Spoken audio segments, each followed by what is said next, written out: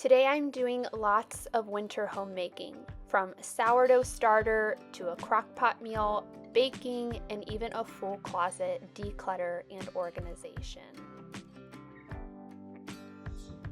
Okay, so I have this sourdough starter that I started probably about 6 days ago, and I'm just gonna do 60 grams into my new one.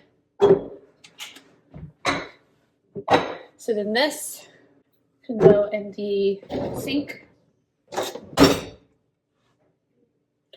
I'm gonna do 60 grams white unbleached flour, and then 60 grams of water, warm water, and just mix it right up.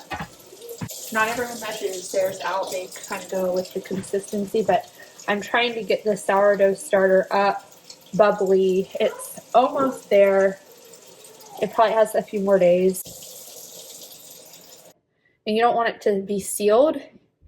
You want to allow the bubbles to kind of burp and there to be, you want it to be covered so nothing gets in it, but you don't want it to be sealed and airtight. So then I just put it back in the corner, forget about it for another 24 hours.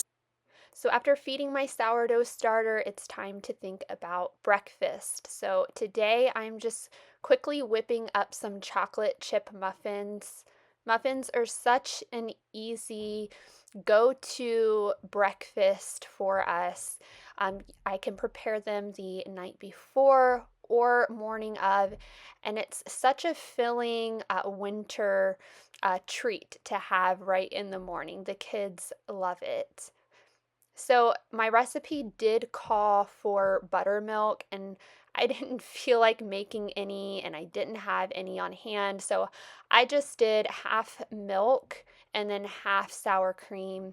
And it did make the batter a little bit thicker, but it turned out very tasty.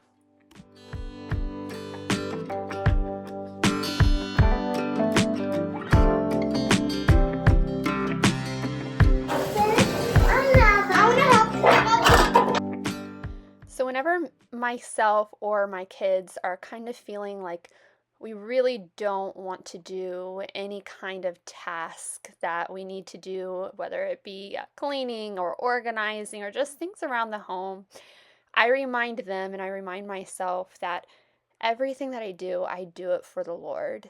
And so I'm not just making my bed, I'm not just making dinner.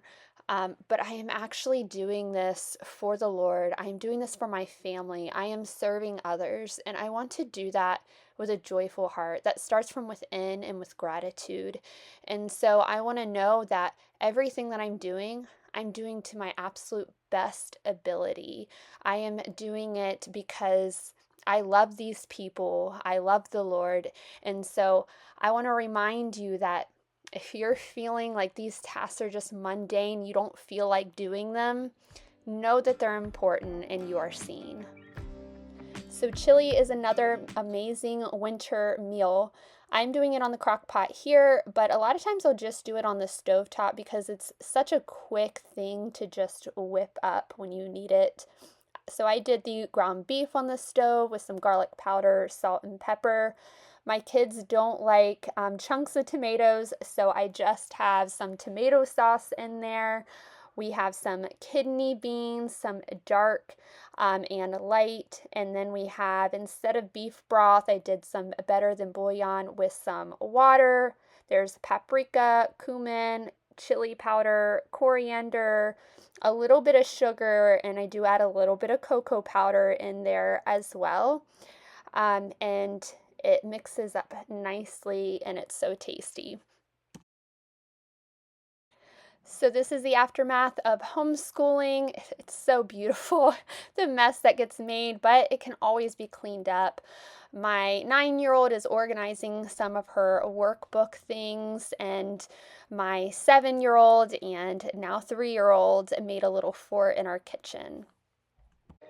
Okay, here's my closet. So we have 2 closets, and this one is mine, and it has, for the most part, stayed pretty organized, but in the last month, I've kind of tossed some stuff in here, knowing that I'm going to come in and completely reorganize it.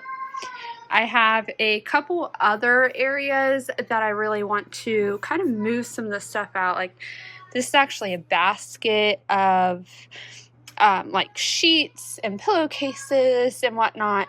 And so I just threw a couple things on top there. And so I don't think that I need to store that in my closet any longer.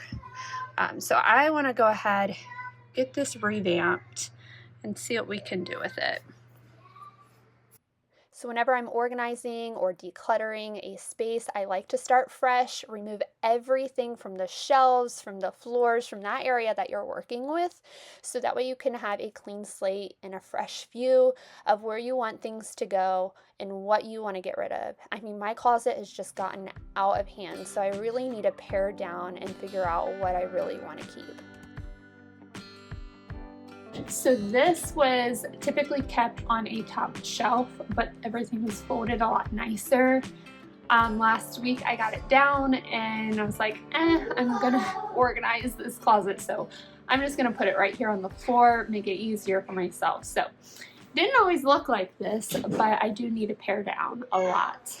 I had done a lot of organizing in our garage, and in doing so, this was some decor that I knew I wanted to keep, and so for the time being I just put it right up here in my closet. So I do need to find a new home for this, maybe in our basement with our extra decor, but I don't usually keep a whole lot of extra things around. These are just a few things that I know that I'll probably want to use here in the near future.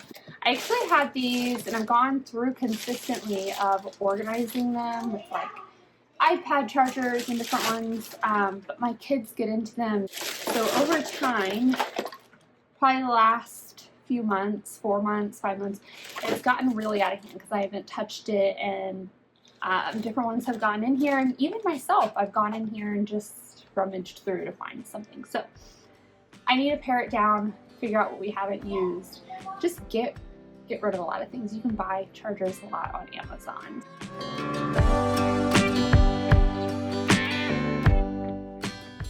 Okay, so we have our extra hangers. I do like to keep these up here for easy access. I like to hang up studs here and lay out different earrings, but that has kind of gotten out of hand. So I want to get this cleared off, looking really nice, and so that way we can get it set up a little bit more beautifully. So let's do that. Sometimes I realize that a space has gotten out of hand, chaotic, messy, cluttered, just because I have too many things. Sometimes it's not just that I don't have a good organizing system. Sometimes that is what it needs. But a lot of times we just have too many things. And so I wanted to go through here and pare things down, see if something needs a new home, or if I can just get rid of the things altogether. And I was amazed at what I was able to get rid of. I actually filled my trunk of my van with bags of donations and things that I was able to give to other people, so that way they could use. So here I am just going through and paring down my shoes and organizing those. Those had gotten out of hand as well.